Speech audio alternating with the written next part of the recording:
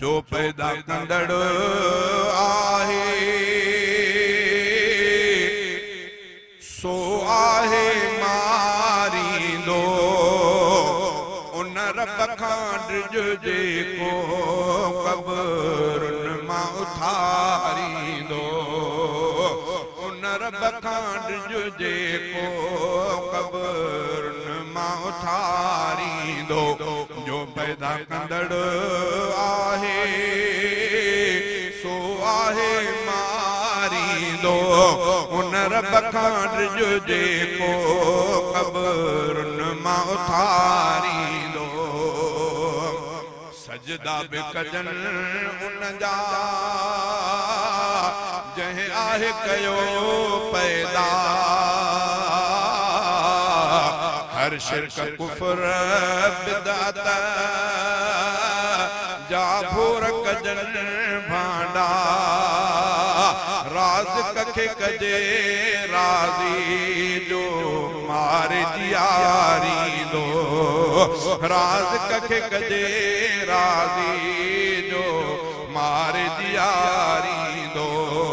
जो पैदा कंदड़ आहे सो आहे मारींदो उन रब खां ड्रिज जेको क़ब्रुनि मां उथारींदो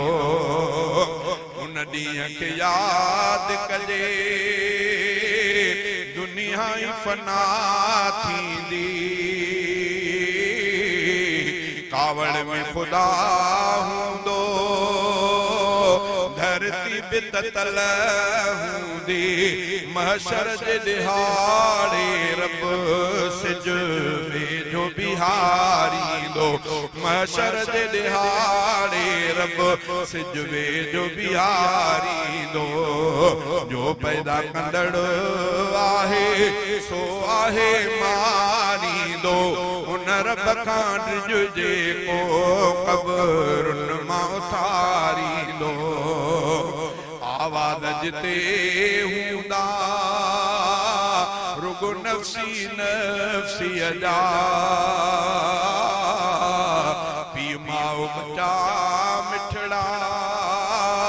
हिक ॿिए खां परे थींदा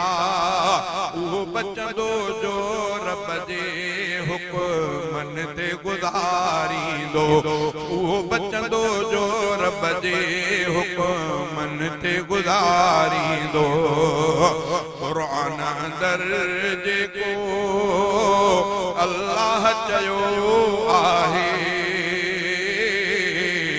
हर हर अखने ते रख हर हरफ सचो आहे इन अमल सां तोखे रब जन्नत में विहारींदो जो पैदा कंदड़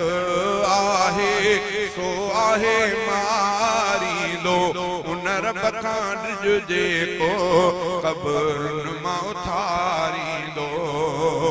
महबूब मुहम्मद जी मंजु दिल सां शरीयत तूं अखड़नि ते जे रखंदे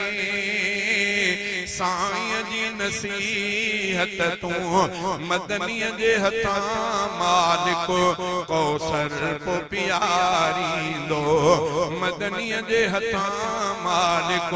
कौसर को पियारींदो शहज़ादा मीराणी ॿुध दुखी ॾाढी क़यामत कर सुणा अमल उन लए कई तोखे नसीहत रब पाक तुंहिंजे लए जन्नत खे संवारींदो जो पैदा कंदड़ आहे सो आहे मारींदो उन रब खां ड्रिज जेको क़ब्रुनि मां उथारींदो